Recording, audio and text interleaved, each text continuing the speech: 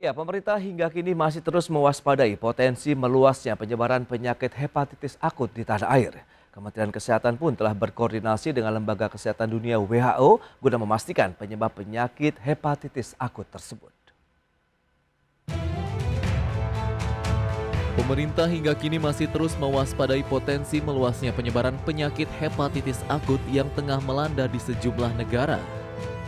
Kementerian Kesehatan juga telah melakukan langkah mitigasi untuk mengantisipasi meluasnya penyakit hepatitis akut di Indonesia, di antaranya mengumpulkan informasi global seputar hepatitis akut secara cepat dan meningkatkan kewaspadaan publik. Kemudian memperkuat deteksi dengan melakukan penyelidikan epidemiologi, melakukan analisis patogen menggunakan teknologi whole genome sequencing, dan pengembangan pelaporan kasus menggunakan sistem NAT, serta menyusun pedoman tata laksana terkait kasus hepatitis akut. Menteri Kesehatan Budi Gunadi Sadikin menyatakan pihaknya telah berkoordinasi dengan Badan Kesehatan Dunia atau WHO, CDC Amerika Serikat, dan Inggris untuk melakukan investigasi penyebab penyakit hepatitis akut tersebut. Kami sendiri sudah melakukan koordinasi dan diskusi dengan teman-teman dari CDC Amerika dan juga dengan CDC-nya Inggris sehari sesudah Lebaran, dan kami sudah mendapatkan banyak informasi dari mereka.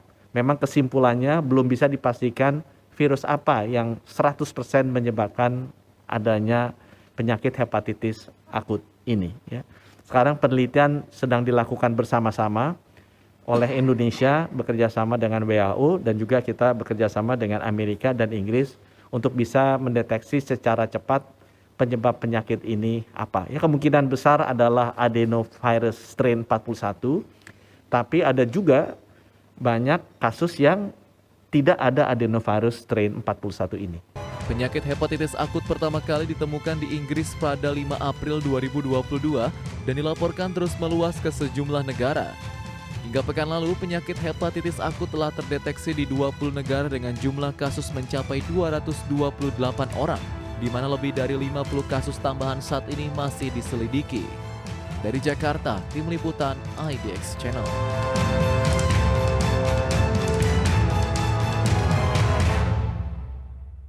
Baik pemirsa, untuk membahas tema kita hari ini, mewaspadai penyebaran virus hepatitis misterius. Kita sudah tersambung melalui Zoom bersama dengan Bapak Muhammad Sahril. Beliau adalah juru bicara Kementerian Kesehatan Republik Indonesia. Selamat pagi, Pak Sahril. Selamat pagi, Mas Pras Wibowo dan para pemirsa IDC Channel. Ya, salam sehat, Pak. Salam sehat semua. Baik, ini Kementerian Kesehatan sudah mengeluarkan surat edaran untuk mewaspadai penyebar luasan dari virus hepatitis akut. Mungkin di awal bisa Anda jelaskan terlebih dahulu penyakit dari hepatitis akut ini seperti apa? Ya, hepatitis akut ini sudah diumumkan menjadi KLB atau kejadian luar biasa. Maka apabila ini sudah diumumkan, berarti secara global semua negara itu harus waspada, ya. Nah, hepatitis akut ini disebut dengan misterius atau yang dikenal dengan yang belum diketahui penyebabnya. Oke. Jadi dia mirip-mirip dengan hepatitis yang biasanya ada selama ini, yaitu hepatitis A, B, C, dan sampai itu sudah ada. Tapi ini berbeda karena penyebabnya belum diketahui, bukan dari yang saya sebutkan tadi. Tapi gejalanya sama, mirip gitu ya, dengan hepatitis sebelumnya. Baik, kalau kita lihat dari pola penyebarannya seperti apa dan kalau kita lihat juga seberapa cepat, Pak. Karena saat ini Anda katakan sudah menjadi KLB dan sudah terdeteksi juga di Indonesia, seperti apa sih Pak pola penyebarannya? Jadi sebelumnya gini, KLB itu artinya itu ada penyakit yang sebelumnya belum ada ya. Oke. Disebut dengan KLB. Kemudian dari laporan Inggris dan juga Amerika yang kasusnya banyak dilaporkan ke WHO, itu mereka menemukan hampir 75,6% itu penyebarannya melalui saluran pencernaan. Oke. Ya. Kemudian ada sekitar 15 sampai 18% itu ada juga yang melalui saluran pernapasan. Nah, untuk itu maka kita dihimbau agar melakukan upaya-upaya pencegahan penularan ini dengan melakukan kewajiban yang selama ini ada melalui protokol kesehatan, yaitu cuci tangan dengan sabun atau dengan desinfektan, kemudian juga makan, minum yang matang, yang higienis, ya, jangan sampai makan minum yang untuk anak-anak, terutama 16 tahun itu yang memberi makan atau menyuap itu tidak higienis. Oke. Kemudian kita memakai masker bagian dari untuk pencegahan apabila adanya satu melalui saluran pernapasan. Baik, itu dari pola penyebaran. Kemudian seberapa cepat, Pak, dari sisi penyebarannya sendiri untuk virus ini? Ya, kalau boleh kami membandingkan dengan COVID itu tidak secepat COVID ya. Oke. Kita ini sudah data kita yang pertama itu bulan Mei ini tanggal 1 sampai sekarang itu masih 14 kasus.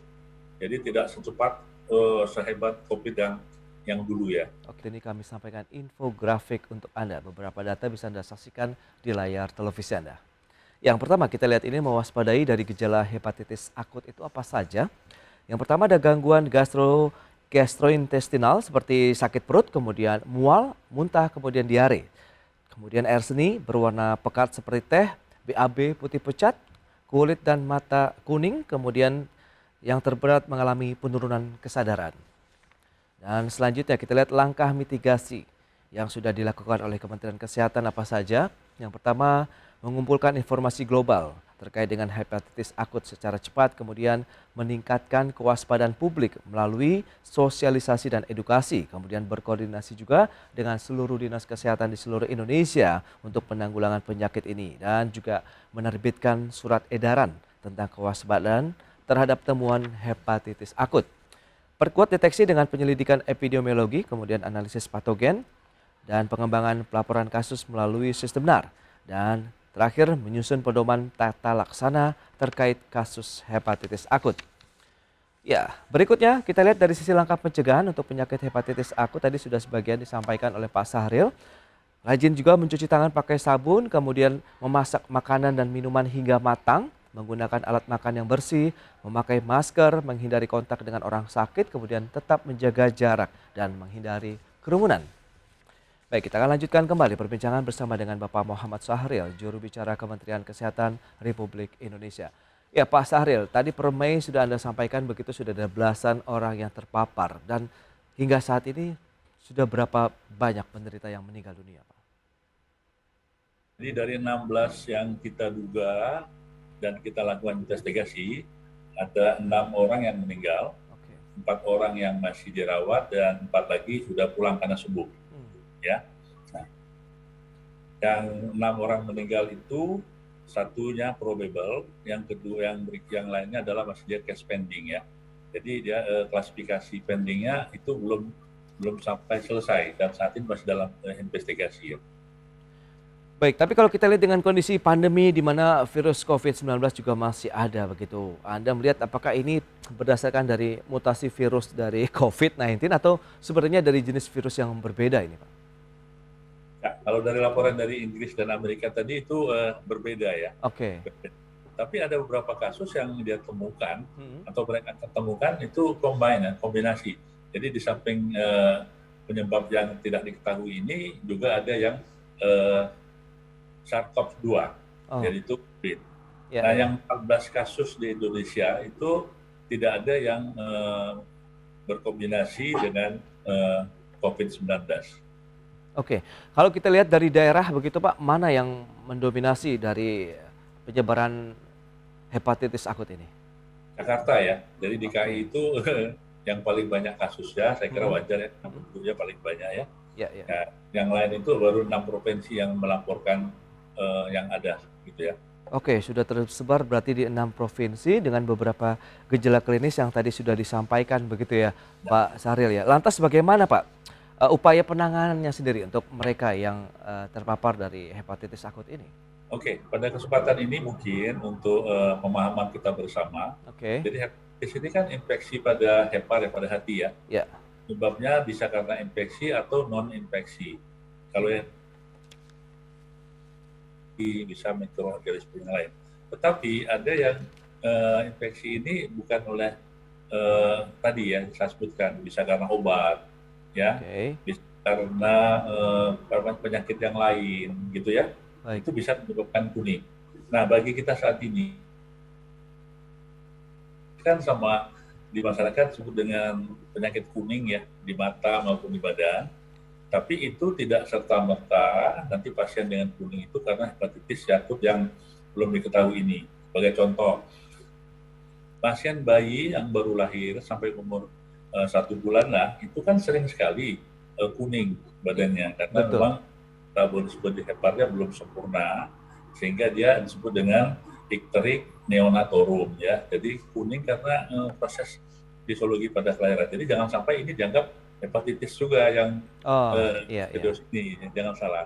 Yang Baik. kedua juga karena ada orang yang minum obat yang dia alergi, itu juga terjadi kuning.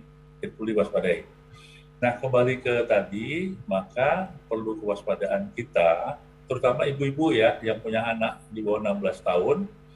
Saat ini karena kita sebut ini penyakit hepatitis akut yang pakai kata berat, artinya ini berat ya, karena apa? Laboratoriumnya itu tinggi sekali ya, SGOT, SGBT-nya, berarti menunjukkan infeksi di hepar itu serius.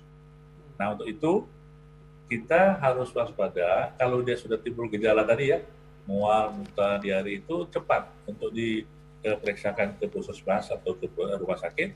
Jangan menunggu sampai dia kuning seluruh tubuhnya. Dan jangan lagi menunggu sampai dia hilang kesadarannya. Jadi hal ini menentukan nanti dia datang dalam keadaan yang belum berat, masih mual, muntah itu akan cepat dilakukan penanggulangannya. Yang pertama untuk memastikan apakah itu diduga hepatitis atau bukan, dilakukan pemeriksaan laboratorium. Ya, artinya maka akan dilakukan perawatan yang insya Allah tidak terlalu sulit kalau dia datang dalam keadaan yang belum berat. Oke. Tapi ini masalah yang meninggal kemarin, Mas ya, itu ada 6 orang itu dilaporkan memang dirujuk ke rumah sakit dalam keadaan yang sudah berat. Ya, Pak Sahril, saat ini mungkin bisa Anda jelaskan seberapa jauh langkah mitigasi kemudian koordinasi yang sudah dilakukan oleh Kementerian Kesehatan untuk mengantisipasi penyebaran yang semakin meluas dari hepatitis akut yang juga ini sebenarnya masih misterius ini, Pak Sahril, silakan. Jadi pertama kita tetap terhubung dengan jaringan internasional melalui WHO maupun CDC di Amerika maupun di Inggris karena kedua ini merupakan center rujukan kita untuk mengikuti perkembangan sekaligus untuk mengikuti bagaimana penata laksanaan selanjutnya. Yang kedua, kita secara nasional itu memberikan edaran kewaspadaan ya kepada masyarakat, kepada fasilitas kesehatan, tenaga kesehatan. Nah, tentu saja juga kita menyiapkan alat-alat, terutama laboratorium yang memang tidak semua daerah mempunyai. Contohnya untuk pemeriksaan hepatitis E, yang saat ini kan baru ada di PMI. Tapi sekarang kita sudah bisa melakukannya di Litbangkes atau BKPK. Termasuk metagenomik ya, kita melakukan untuk melihat panel virus tadi, baik dari gastrointestinal, maupun virus yang dari respiratori gitu ya. Nah, satu lagi kita bersama Ikatan Dokter Anak Indonesia dan Ikatan Dokter Indonesia dan komite ahli sudah membuat pedoman ya. Pedoman satu alur pasien. Jadi kalau dari bawah, dari masyarakat ke puskesmas sampai ke tingkat nasional. Itu yang kedua alur pemeriksaan sampel ya. Jadi sampel itu harus ada alur yang pemeriksaannya, tidak harus sebaran cepat dilakukan pemeriksaan. Kemudian kita sudah membuat juga pedoman tata laksana. Jadi bagaimana penata laksanaan, perawatan, pengobatan kalau di puskesmas, kemudian dari RSUD, kemudian rumah sakit profesi sampai ke tingkat nasional, termasuk juga di rumah sakit swasta ya. Dan sosialisasi sendiri untuk dinas-dinas kesehatan begitu, apakah tingkat pemahamannya sudah sampai ke tingkat puskesmas begitu, yang nantinya akan berhubungan langsung dengan masyarakat ini, Pak Sahril? Ya, jadi Kementerian Kesehatan sudah beberapa kali ini melakukan technical briefing kepada dinas kesehatan ya, pemerintah daerah untuk melakukan kewaspadaan, sosialisasi dan sekaligus kecepatan penanggulangan atau penanganan kasus ini. Nah, tentu saja di daerah itu juga menjadi tanggung jawab kewajiban dari dinas kesehatan masing-masing untuk juga mensosialisasikan ini ke seluruh fasilitas yang ada di sana, termasuk kepada masyarakatnya. Jadi kita secara simultan ya, Ya. baik secara nasional maupun di daerah melakukan ini. Oke, lantas bagaimana dengan kesiapan tenaga medis, kemudian infrastruktur kesehatan juga apabila nanti memang ini ada kejadian luar biasa yang ya kita harus siap juga seperti COVID-19 kemarin begitu, Pak Sahril?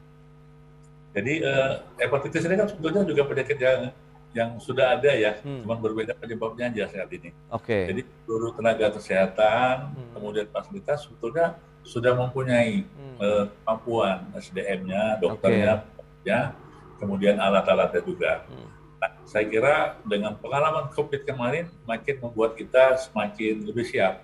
Oke. Karena kita terlatih, terbiasa dengan menangani COVID yang kemarin sangat luar biasa, baik di tingkat puskesmas maupun rumah sakit, termasuk swasta. Ya mudah-mudahan ini menjadi modal kita ya, bahwasanya hepatitis ini ya kita berdoa ya tidak seberat atau tidak seheboh COVID kemarin, tapi insya Allah kita mempunyai pengalaman dan kemampuan untuk menangani ini. Baik, karena memang hepatitis sudah menjadi karena seperti apa ya, bukan COVID-19 begitu, jadi sudah banyak peralatan yang tersedia di rumah sakit. Tapi yang paling utama adalah pada saat gejala awalnya segera tertangani begitu ya Pak Sahril ya? Betul. Jadi ada kewaspadaan terhadap gejala-gejala yang akan timbul. Oke. Yang pertama orang tua tadi ya yang punya anak di bawah 16 tahun. Yang kedua kewaspadaan tenaga kesehatan, fasilitas di awal. Jangan sampai kita salah memberikan penilaian atau diagnosis atau terlambat di dalam penanganan. Intinya hepatitis ini bisa disembuhkan, bisa diselamatkan ya apabila tadi tidak terjadi keterlambatan, kemudian penanganannya yang betul. Oke, baik. Lantas bagaimana tips nih yang mungkin bisa Anda sampaikan juga nih agar kita bisa terhindar begitu dari paparan penyakit infeksi ini ya, hepatitis akut ini Pak Sahril? Jadi kita secara umum seluruh masyarakat kita waspada, tapi jangan panik, itu yang pertama. Yang kedua, penanganan ini dimulai dengan pencegahan ya, pencegahan penularan. Caranya gimana? Yaitu kita melakukan satu protokol kesehatan tadi. Oke, ya. Tetap ya. Lagi dengan makan minum yang betul-betul higienis ya, dijamin. Nah, sehingga pencegahan ini itu menjadi pintu utama. Yang kedua, mengenali gejala tadi. Begitu kita tahu ada ini, cepat. Jangan lagi kita tunggu-tunggu lagi besok. Oh, itu yang bahaya ya Pak.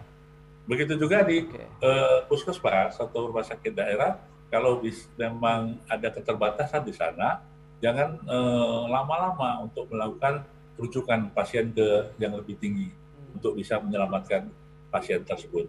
Oke. Dan sekali lagi saya sampaikan, dari 14 kasus tadi, yang 4 sudah pulang itu tidak lama-lama di rumah sakit, ada hanya 4 sampai 5 hari, ada 7 hari. Yang saat ini juga sedang dirawat juga dalam keadaan insya Allah akan sembuh. Tapi yang meninggal kemarin memang begitu. Jadi dengan jelasan ini harapannya yakin hepatitis ini bisa kita tangani, kita sembuhkan asal jangan terlambat. Dan semoga juga penelitian yang terus dilakukan oleh Lembaga Kesehatan Dunia dan CDC dari negara Amerika Serikat dan Inggris juga bisa segera akan menemukan lah ya Pak ya penyebab utamanya dari penyebaran hepatitis akut ini. Dan kalau ini sudah terjadi dan sudah terinformasi, apakah mitigasinya juga akan lebih mudah lagi ke depan? Betul. Jadi kita mitigasinya akan lebih mudah lagi nanti. Contoh, ternyata penyebarannya hanya melalui saluran pencernaan, sudah itu yang harus kita pegang. Yang kedua, penyebabnya virus apa gitu ya, yang tadi adenovirus 41F atau apa, kita akan lebih termasuk melakukan diagnosisnya. Yang sudah kan mendiagnosis ini ya. Betul, biar lebih terarah begitu langsung ya Pak ya. Ya. Oke, baik. Semoga saja ini tidak menjadi besar lagi Pak permasalahan terkait dengan hepatitis akut atau misterius ini, karena segera juga nanti menemukan penyebabnya begitu sehingga mitigasinya bisa lebih tepat sasaran begitu. Baik, Pak Sahril, terima kasih banyak Pak atas waktu yang disempatkan dan sharingnya. Selamat melanjutkan aktivitas Anda kembali. Salam sehat Pak Sahril. Ya, makasih. Pras, Wibowo.